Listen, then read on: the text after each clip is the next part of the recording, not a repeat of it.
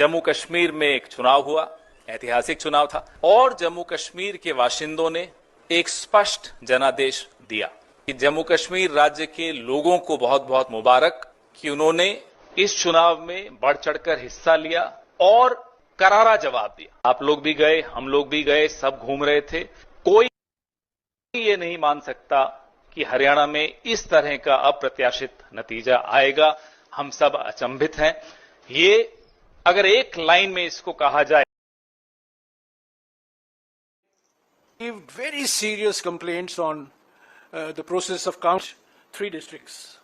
In at least 3, we have spoken to our senior colleagues in Haryana, present this in a consolidated form to the Election Commission tomorrow or day after. We will seek time, but I just want to reiterate that the result totally unexpected, completely surprising and counterintuitive, a victory for manipulation, a victory for subverting the will of the people, and it's a defeat for transparent, democratic. नमस्कार, चर्चा में आपका स्वागत है। मैं हूं शिव मिश्रा। आपने देखा कांग्रेस के एक नेता हैं खेड़ा और दूसरे नेता हैं जयराम रमेश। ये दो आज की स्थिति में राहुल गांधी के सलाहकार भी हैं और कांग्रेस के थिंक टैंक हैं या कांग्रेस के थिंक टैंकर हैं, और इनकी बातों से बुद्धि और विवेक का अंदाजा लगाना मुश्किल नहीं है। और जब आपको इनकी बुद्धि और विवेक का अंदाजा हो जाएगा तो ये समझना भी मुश्किल नहीं होगा कि कांग्रेस की इतनी हालत खराब क्यों है। अभी पवन खेड़ा ने कहा कि जम्मू कश्मीर के ऐतिहासिक चुनाव हुए और स्पष्ट जनादेश आ गया, लेकिन हरियाणा में चुनाव अप्रत्याशित हैं। कोई भी नहीं कह सकता था कि ऐसे चुनाव आएंगे, इसलिए हम इन्हें स्वीकार नहीं कर सकते। और यही लाइनें दोहराई जयराम रमेश ने। आप समझ लीजिए कि अगर चुनाव होता है और कांग्रेस जीत जाती है तो ईवीएम में कोई गड़बड़ी नहीं होती है, लेकिन अगर कांग्रेस हार गई तो ईवीएम का रोना रोते हैं। एक बड़ी हास्यास्पद बात पवन खेड़ा ने कही कि जहां कहीं ईवीएम में बैटरी 99% थी वहां हम हार गए, और जहां कहीं 60-70% बैटरी थी वहां जीत गए।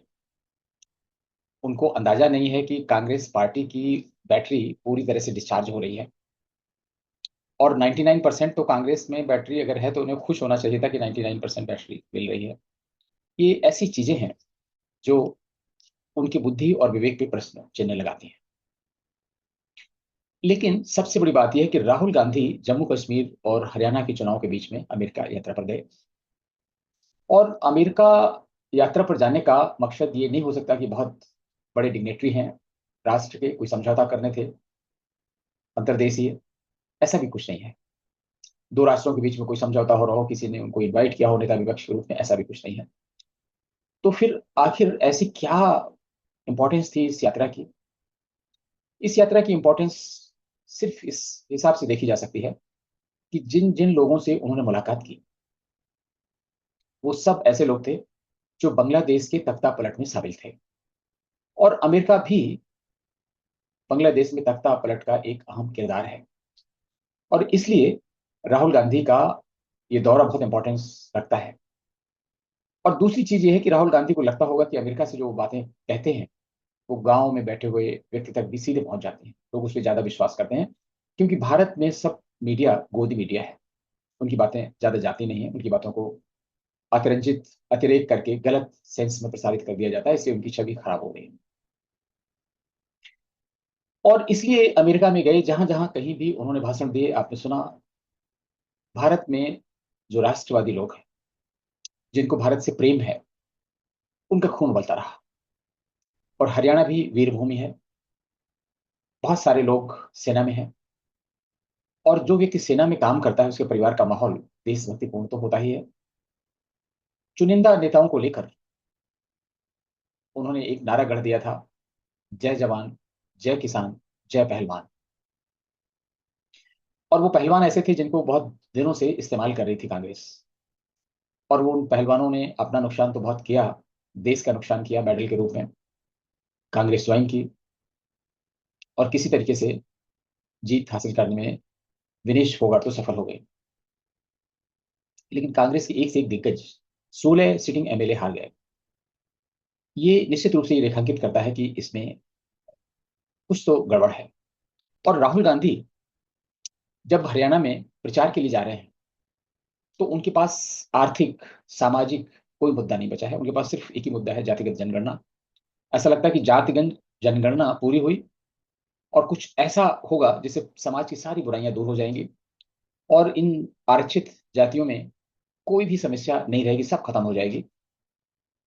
और संसद में वो हलवा की बात करते थे, हलवा खाते बांटते। हरियाणा में गए तो वहां जलेबी की बात करने लगे। कोई भी ऐसा मुद्दा उन्होंने नहीं उठाया जिससे ये परिलक्षित हो कि वो पढ़े लिखे व्यक्ति हैं, उनका अपना कोई विजन है। जबकि उनके आध्यात्मिक गुरु, राजनीतिक, आध्यात्मिक, सांस्कृतिक, हर तरह के पारिवारिक गुरु हैं। गंगाराम, सत्यनारायण गंगाराम विश्वकर्मा, या जिनको सैम पित्रोदा उन्होंने अपना नाम रख लिया है, मॉडिफाई कर लिया अपने आप को। उन्होंने कहा था कि राहुल गांधी पप्पू नहीं रहे। उसका सर्टिफिकेट राहुल गांधी ने लिया। और इसके अलावा सैम पित्रोदा ने यह भी कहा था कि बहुत पढ़े लिखे हैं, इन्होंने बहुत सारी किताबें पढ़ी हैं। स्वयं राहुल गांधी ने कहा कि उन्होंने गीता पढ़ी है, महाभारत पढ़ी है, बहुत सारे पुराण पढ़े हैं, बहुत सारी चीजें। लेकिन जब हरियाणा में आ गए तो वो जलेबी पे आ गए और उससे बिल्कुल ही लगा कि पप्पू की हस्ती नहीं मिट सकती, पप्पू इज ऑलवेज देयर। और लोगों ने कहा कि क्या चुनाव आयोग ने चुनाव इसलिए 2-3 दिन आगे बढ़ा दिए थे ताकि राहुल गांधी वापस आकर कुछ रैलियां कर सकें और भारतीय जनता पार्टी की मदद कर सकें। ये भले ही किसी ने बहुत लाइटली कहा हो, हास्यास्पद विनोद भाव से कहा हो, लेकिन ये बात सही है कि जहां जहां राहुल गांधी रैली करने गए वहां उनका पत्ता साफ हो गया। कहीं ऐसा नहीं हुआ कि आंधी आई हो, हवा चली हो, तूफान आया हो, सुनामी आई हो, ऐसा तो कहीं दिखाई पड़ा नहीं। एक सबसे बड़ी बात हुई जो बांग्लादेश की घटनाओं से संबंधित है। बांग्लादेश में विदेशी जो षड्यंत्रकारी हैं, जिसमें इस्लामिस्ट भी हैं, वामपंथी भी हैं और कुछ ऐसे वेस्टेड इंटरेस्ट वाले देश भी हैं, उनमें अमेरिका भी एक हो सकता है। उन्होंने मिलकर मीडिया के एक ऐसे वर्ग को तैयार किया जो राष्ट्र का विरोध करता है और एक नैरेटिव फिक्स करता है। हरियाणा में कुछ ऐसे हुआ कि गुब्बारे में हवा भर दी गई और गुब्बारा उड़ा दिया गया। पोलस्टर हैं, 24 घंटे जो पोल डेटा है उनकी जेब में पड़ा रहता है। किसी भी शाम को आप उनको बिठा लीजिए, किसी भी राज्य पे डिस्कस कर लीजिए, वो बता देंगे किसको कितनी सीटें मिलेंगी, कितना वोट परसेंटेज आएगा। ये कैसे पोलस्टर हैं? और विमर्श इतना तगड़ा था, इतना तगड़ा विमर्श था कि मीडिया, जिसे गोदी मीडिया कहा जाता है, वो भी धोखा खा गया। पोलस्टर कुछ तो अरेंज किए गए होंगे और कुछ वाकई धोखा खा गए होंगे। लेकिन आजकल पोलस्टर्स के साथ में एक समस्या ये भी है कि उनके जितने भी कार्यकर्ता होते हैं, जो एम्प्लॉइज लगाते हैं, वो कई कई जो शोध एजेंसी हैं उनके लिए काम करते हैं और इसलिए उनका डेटा तो एक जैसा हो गई होगा। बहुत सारे टीवी चैनल ऐसे हैं जो पोल्स ऑफ पोल कर लेते हैं।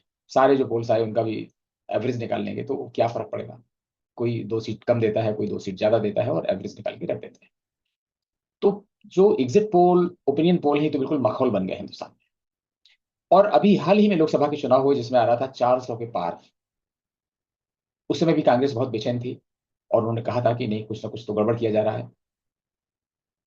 लेकिन जब भाजपा 240 बैठक गई और कांग्रेस 99 पे पहुंच गई तो एक क्षण को तो वो भूल गए कि अरे ईवीएम में गड़बड़ी हुई। अदरवाइज ये निश्चित था कि वो ईवीएम में गड़बड़ी का रोना रोते और इस मामले का अंतर्राष्ट्रीयकरण भी करते। हो सकता है उनको कुछ समर्थन भी मिलता।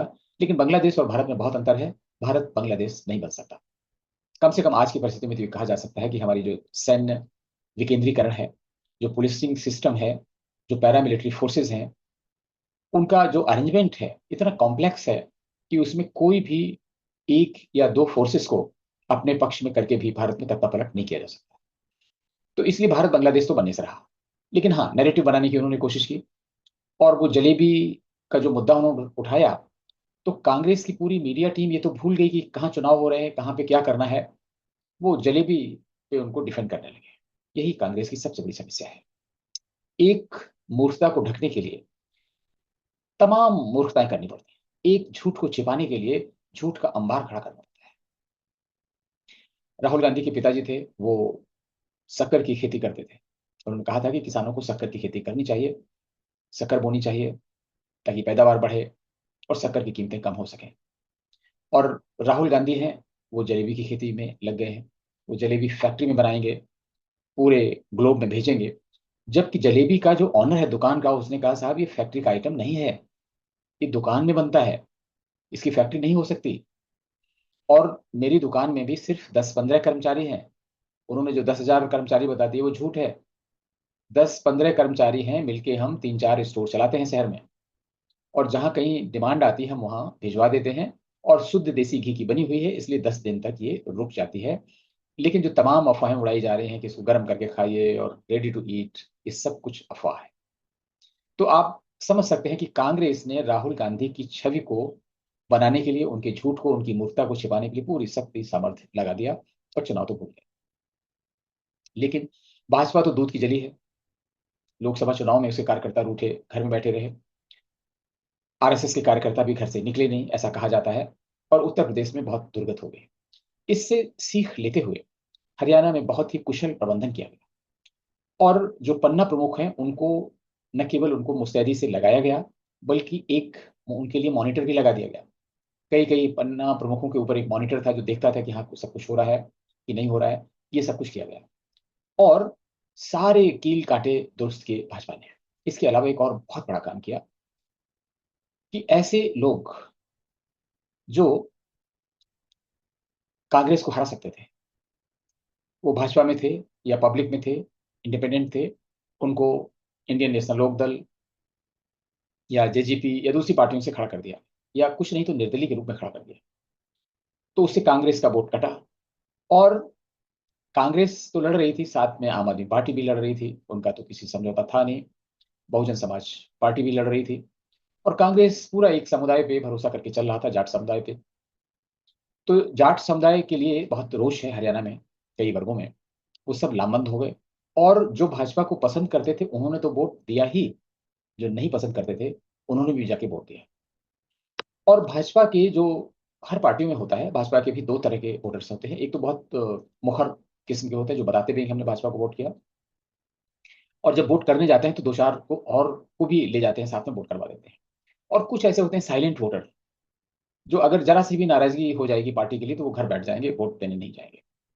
ऐसे जो साइलेंट वोटर थे, पिछली लोकसभा की जो परफॉर्मेंस थी उससे बहुत दुखी थे, और अब की बार वो सब घर से निकल के गए। पन्ना प्रमुखों ने भी बहुत भूमिका निभाई, जो कैडर आरएसएस का था, भाजपा का था, मिलजुल के काम किया, और ये काम हो गया, कोई बड़ी बात नहीं। लेकिन सबसे बड़ी बात यह है कि जो राहुल गांधी ने डिस्कस किया अमेरिका में जाकर, कि कैसे बांग्लादेश जैसा वातावरण तैयार करना है, कैसे क्या करना है। बहुत सारे ऐसे संगठन हैं, एनजीओ हैं, राष्ट्र हैं, जो भारत में खासतौर से हिंदुओं की जातिगत विभेद उभार कर आपस में लड़ाना चाहते हैं, पूरे समाज को बांटना चाहते हैं। इससे इस्लामिस्ट भी खुश होते हैं, क्योंकि उनको भारत के इस्लामीकरण में मदद मिलेगी।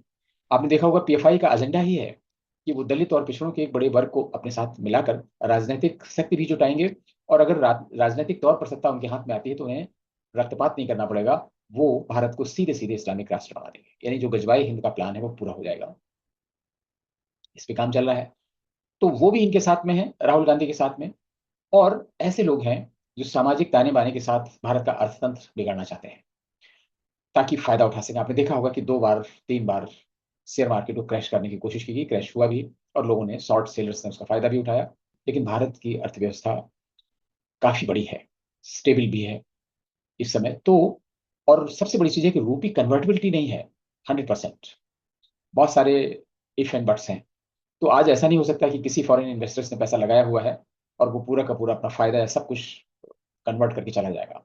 जो उसका अपना प्रिंसिपल है, जो इन्वेस्टमेंट का अमाउंट है, वो तो ले जा सकता है, लेकिन प्रॉफिट और दूसरी चीजें एकदम से कन्वर्ट करा के नहीं ले जा सकता। बहुत सारी गाइडलाइंस हैं। तो ये भी भारत के अर्थव्यवस्था को काफी प्रोटेक्ट करता है। तो ये जो गड़बड़ियां करने वाले लोग हैं, उनका साथ राहुल को मिलता है। या आप ऐसा समझें कि राहुल जो भारत के विरोध में काम करने वाले षड्यंत्रकारी हैं, इस्लामिस्ट हैं, वामपंथी हैं, दूसरे संगठन हैं, जो तमाम गैर सरकारी संगठनों के माध्यम से, तमाम स्वयंसेवी संगठनों के माध्यम से भारत में अस्थिरता अनिश्चितता पैदा करना चाहते हैं, उनका साथ कांग्रेस दे रही है। और सबसे बड़ी चीज है, आप राहुल गांधी के व्यवहार से देखिए। कुछ दिन पहले उन्होंने कहा था कि वो राम मंदिर के प्राण प्रतिष्ठा समारोह में तो गाना बजाना हो रहा था, मीडिया हाय हाय कर रही थी, और नाच गाना चल रहा था। और वहीं जब वो भाषण देने गए दूसरी जगह चुनावी रैली में, और अजान की आवाज आ गई, तो वो खड़े हो गए, उन्होंने अपने मुंह पे हाथ रख के, उंगली रख के भी लोगों से, अपने कार्यकर्ताओं को भी बोला कि चुप हो जाइए, चुप हो जाइए। और जब तक अजान हुई तब तक वो शांत खड़े रहे। तो आप समझ सकते हैं कि एक धर्म के प्रति कितनी निष्ठा है राहुल गांधी की, और हिंदू धर्म के प्रति कितनी नफरत है।